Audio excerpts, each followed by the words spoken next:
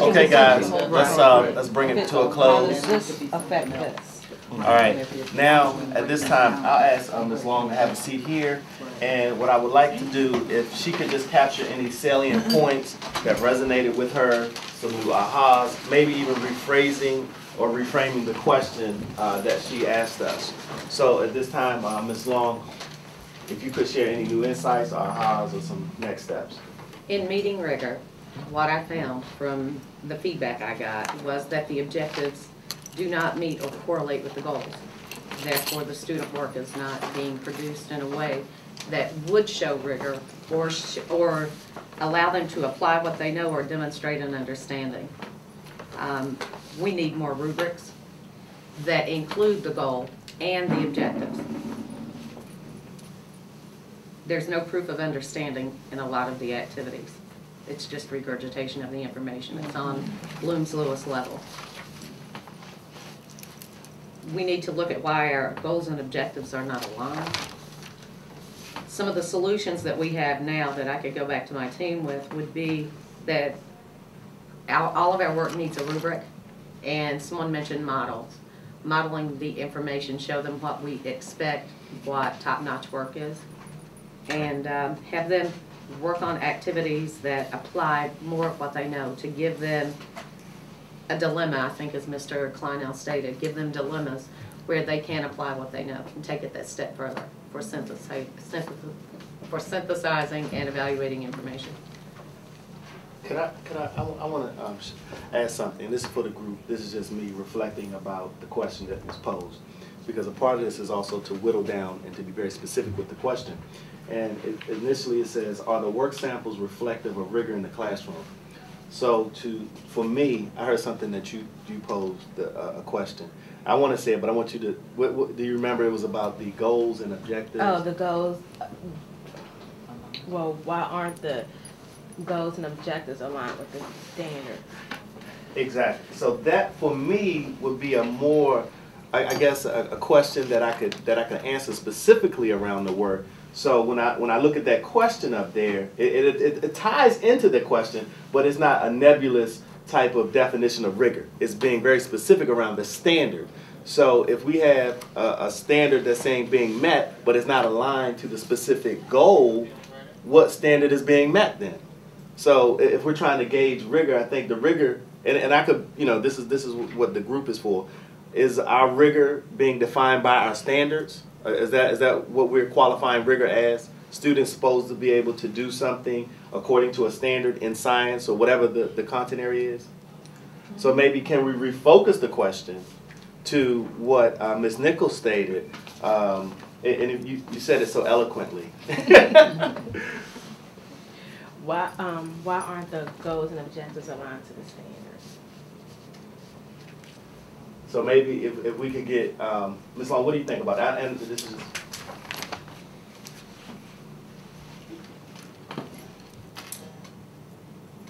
I think within our curriculum, we're trying to take things a step further.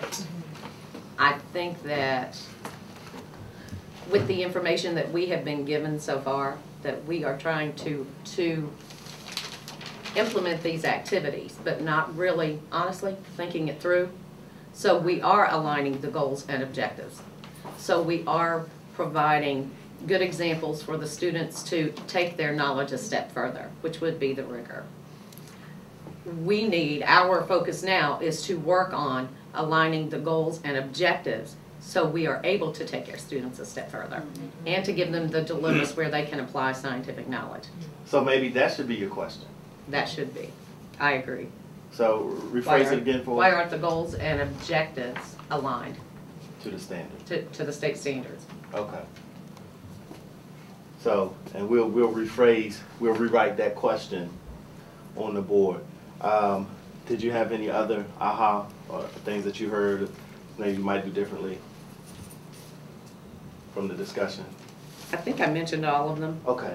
Just trying to get at the real question, which is the goals and objectives being aligned. Okay. I think giving proof of understanding is what we're not meeting that part or that component, And to help them apply their knowledge, we do need to present them with some dilemmas so they can expand upon their knowledge, show what they know. Okay. Now, this time, thank you so much, Ms. Long. At this time, I'll ask if you could restate the question for us, so we'll have that question on the board. Also, for the group, the consultancy group, I want you guys to reflect about this process. You think about it for about a minute. If you could reflect about this process, some strategies about how we can make it better, some things that you like, some things that we could improve upon. You can think about it, but we want to do this in about 5 minutes.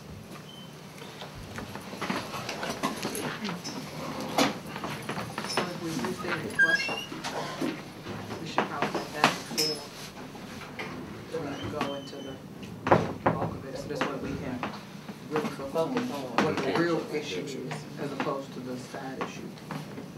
And then get to the heart of what it is. I'm sorry, Ms. Purdy. What would you say? I'd say that for the group, it may have been more advantageous for us to have the actual issue to discuss when we're looking at, and when we were looking at the projects, as opposed to the original question, so we could have given Ms. Long some solutions maybe on how that could be, or maybe some ahas into why it isn't. Okay. Because from our group, Ms. Harrison made a really good point that it could be that maybe that the science department needs additional assistance in actually understanding what the standards are, and especially what goes underneath in regards to assessment limits. Right. So I think if we would have been able to discuss this question, she could have come back, even though I think she came out with some definite solutions in regards to the initial question. She could have gotten even more solutions in regards to how to maybe get the goals and the objectives meet, because now it seems to become a professional development issue. And this is something that she can take back to her department, but it's something, because when we asked these questions from the previous consultancy protocols, we always talked about professional development, we always talked about modeling, we always talked about going back to the actual curriculum, and then how are we monitoring what our expectation is. So those are some questions that she can take back there. And then also to the leadership team, and then we just have to frame it again, but the important piece that we did get this process started, and it is difficult. This isn't, I mean, and we moved really fast through this to even come up with this answer.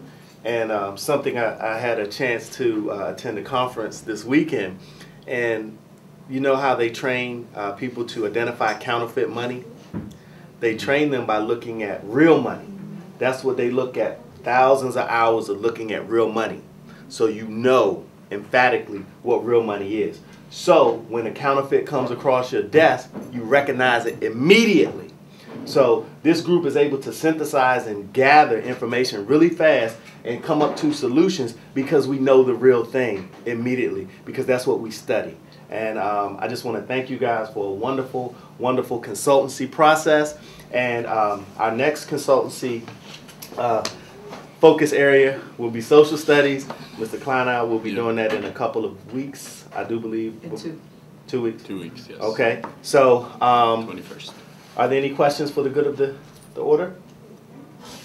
All right, if we could just gather Ms. Long's things. I have just one item to discuss administratively, and then I will dismiss.